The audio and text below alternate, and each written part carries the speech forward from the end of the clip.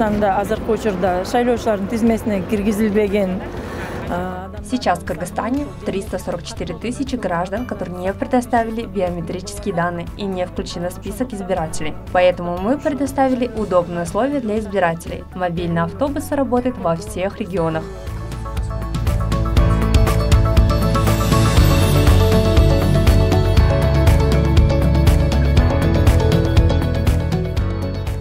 На самом деле биометрические данные внедрены уже с 2015 года. На выборах используются биометрические данные.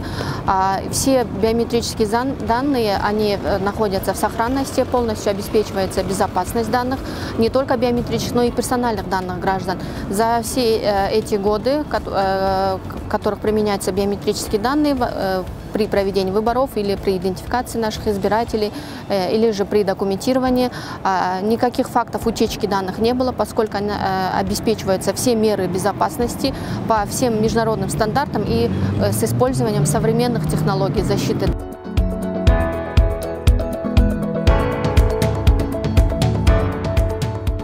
Кроме того, граждане также смогут получить информационные листовки, в которых описано детально, как будут проходить местные выборы, какой статус и полномочия местных кинешей, почему внедрено 30% резервирование мандатов местных кинешек.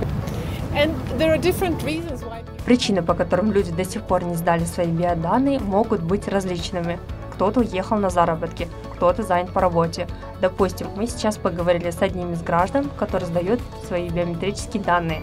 Он сказал, что просто был занят на работе, поэтому мы со своей стороны будем стараться делать все, чтобы организовать данные права и для проведения демократических выборов в Кыргызстане.